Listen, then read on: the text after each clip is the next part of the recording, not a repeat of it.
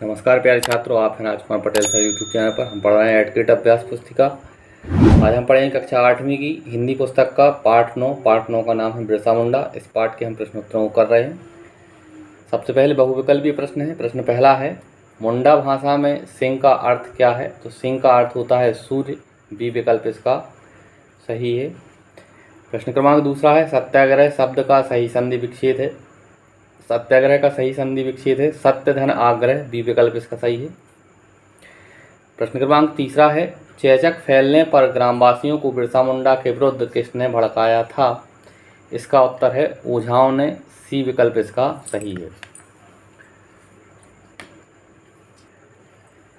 प्रश्न चौथा है, जनजातियों के प्रमुख हथियार हैं। तो जनजातियों के प्रमुख जो हथियार होते हैं वो भाला, तीर, कमान। यहाँ डी विकल्प इसका सही होगा। प्रश्न क्रमांक 5वां है, अदालत द्वारा जारी आज्ञापत्र कहलाता है। तो अदालत द्वारा जो जारी आज्ञापत्र होता है वह वारंट कहलाता है। सी विकल्प इसका सही होगा। आगे है, नीचे दिए गए शब्दों में से उचित शब्द चुनकर रिक्त स्थानों की पूर्ति कीजिए। प्रश्न 5वां है, प्रथम स्वतंत्रता संग्राम सन खालिस्तान में हुआ था। तो प्रथम स्वतंत्रता संग्राम जो है 1857 में हुआ था। प्रश्न क्रमांक 7वां है, स्कूल में बिरसा अंग्रेज़ों की खालिस्तान करते थे। तो स्कूल में जो बिरसा थे वो अंग्रेज़ों की आलोचना करते थे। खालिस्तान में लिखेंगे आलोचना। अगला प्रश्न है, सामाजिक शब्द में मूल शब्द है। तो सामाजिक में समाज जो है वह मूल शब्द है। खालिस्तान में लिखेंगे समाज। जड़ी बूटी में प्रयुक्त समास खालिस्तान है। तो जड़ी बूटी में जो है वो द्वंद्व समास है। आगे प्रश्न क्रमांक 10वां है, झाड़ फूंक कर इलाज करने वाले लोगों को खालिस्तान कहते हैं। तो जो झाड़ फूंक कर इलाज करने वाले होते हैं उन्हें ओझा कहते हैं। खालिस्तान में लिखेंगे ओझा। आगे लघुत्तरीय प्रश्न है। प्रश्न क्रमांक 11वां है, उपचार के लिए बिरसा मुंडा जड़ी बूटियों के उपयोग के साथ साथ क्या बताया करते थे? इसका उत्तर है उपचार के लिए बिरसा मुंडा जड़ी बूटियों के उपयोग के साथ स्वास्थ्य के नियम भी बताया करते थे। प्रश्न क्रमांक 12वां है, तन्मय शब्द का संधि विच्छेद कीजिए। तन्मय का संधि विच्छेद होगा तत् धनमय बराबर तन्मय। इसमें व्यंजन संधि है। प्रश्न क्रमांक 13वां है, बिरसा ने चाईबासा के मिशन स्कूल को क्यों छोड़ा? इसका उत्तर है बिरसा ने चाईबासा के मिशन स्कूल को इसलिए छोड़ा क्योंकि उन्हें वहां दासता का अनुभव हो रहा था तथा वहां मुंडा लोगों का शोषण किया जा रहा था। 14वां प्रश्न है, बिरसा मुंडा के आंदोलन को आप किस रूप में देखते हैं? इसका उत्तर है बिरसा मुंडा का आंदोलन अन्याय और शोषण के विरुद्ध था। यह आंदोलन मानवता की रक्षा के लिए था। आगे लघुत्तरीय प्रश्न है। प्रश्न क्रमांक 15वां है, मुंडा जनजाति के लोग बिरसा को अवतार क्यों मानते थे? इस प्रश्न का उत्तर है मुंडा जनजाति के लोग बिरसा को अवतार इसलिए मानते थे क्योंकि बिरसा के उपचार से लोग तुरंत ठीक हो जाते थे। बिरसा ने चेचक नामक बीमारी का गांव में उपचार किया और उन्हें स्वास्थ्य के लिए नियम भी बताए।